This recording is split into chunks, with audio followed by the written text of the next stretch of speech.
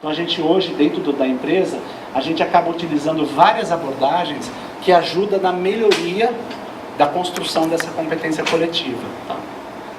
Agora eu vou usar, só vou falar sobre 2 ou 3 no máximo, que eu acho que são as abordagens que eu acho que considero mais interessantes para o processo de transformação.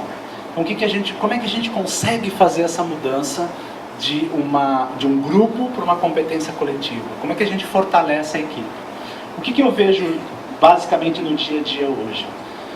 Com a dificuldade da mudança, existe o que a gente chama de ciclo vicioso, ou seja, normalmente, você sempre dentro da empresa tem o herói que apaga incêndio. Eu acho que essa é uma coisa... Tem um cara que trabalha muito, que ele trabalha demais, assim, trabalha demais. A grande queixa dele é que ele não tem tempo para fazer as coisas. Ou seja, frequentemente é um cara que está fazendo o trabalho dele e está fazendo o trabalho de alguém que também não está trabalhando. Então, assim, ele está sempre... No Brasil, quando você trabalha muito, você tem como recompensa trabalhar mais, né? Vão te dar mais projetos para fazer isso. Então ele vai acumulando projetos, e aí o que vai acontecendo é que ele não tem tempo livre para isso. Como ele não tem tempo livre, ele está apagando muito incêndio, os problemas começam a ser maior do que a capacidade dele de produzir, porque ele está trabalhando muito. E aí ele tem uma sensação, que eu não sei se quantos de vocês têm, que é assim, eu trabalho o dia inteiro, se eu vou sair às 7 horas da noite, eu olho na minha mesa e ainda tem uma pilha enorme de coisas a fazer, eu digo assim, puxa, eu não estou dando conta de tudo isso.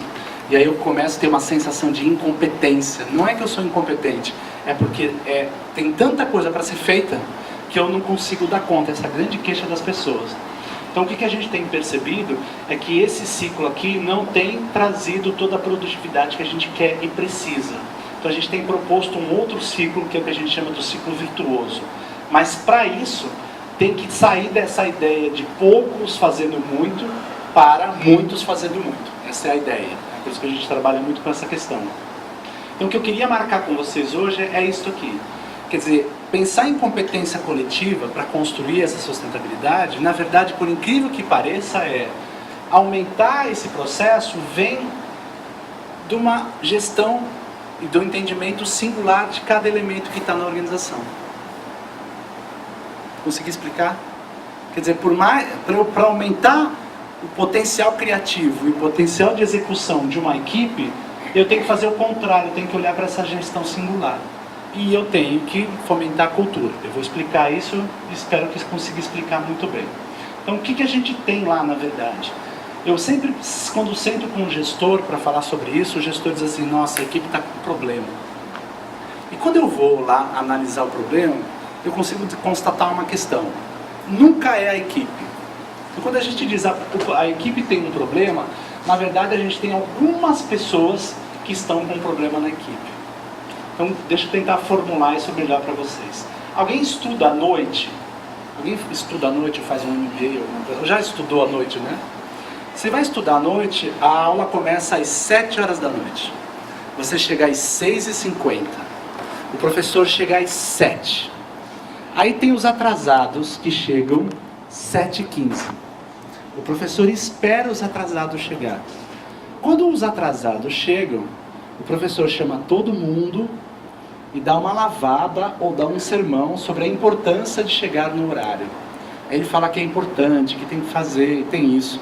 Na terça-feira, você chega às 6h50, o professor chega às 7 e os atrasados chegam às 7h15. Chegam às 7h15. Ele espera até às 7h15 e aí quando chega todo mundo, ele diz assim, precisamos chegar no horário. Ele faz isso quarta e quinta. O que você aprendeu na sexta? Chegar atrasado.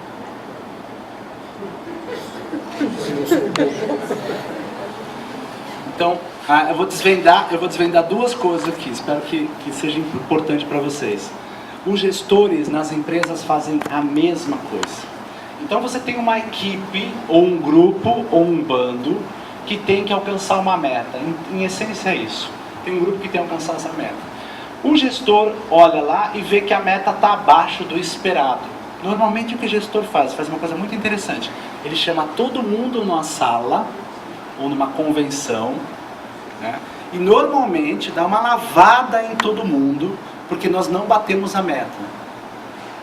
Aí, quando eu vou analisar o que está acontecendo, porque eu preciso melhorar a performance desse grupo, quando eu vou analisar, eu descubro uma coisa super interessante. Isso aqui é fenomenologia, quer dizer que isso acontece para mim em 90% dos casos.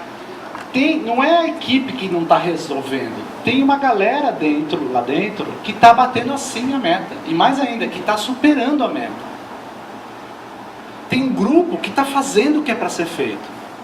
E aí acontece uma coisa muito interessante.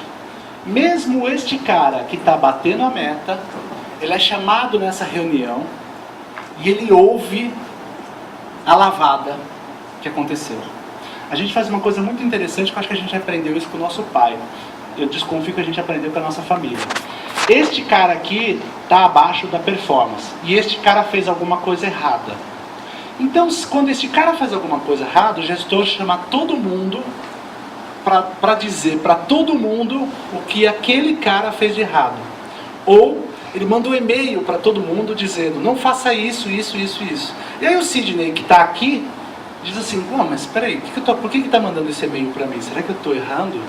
Não, é porque por algum motivo ele entende na cabeça dele que quando ele tem que dar uma bronca para este cara aqui, ele chama todo mundo na expectativa de que a carapuça sirva. Faz sentido o que eu estou dizendo? Aí a gente faz uma coisa super louca dentro da empresa. A equipe, em tese, não bateu, mas tem um grupo que já bateu. Aí a maioria chama todo mundo para fazer um treinamento. Aí eles vão fazer um treinamento que vai de rafting a de tudo. O que acontece é que este cara também vai para o treinamento e às vezes ele tem que passar 8 horas lá ouvindo coisas que ele sabe mais do que o próprio instrutor. Ele já sabe disso. E o pior de tudo, este cara que não entrega, depois do treinamento, continua não entregando. Ele continua não entregando. Então o que a gente tem percebido? Aumentar essa competência coletiva não está na ideia central de apenas orientar e treinar da mesma forma. Porque quando você quer fazer uma diferenciação nesse processo, a gente precisa entender essa singularidade. Então o que a gente sacou nesse processo? Se eu consigo orientar de forma singular as pessoas, a gente tem, obviamente, um aumento bem significativo desta potencial.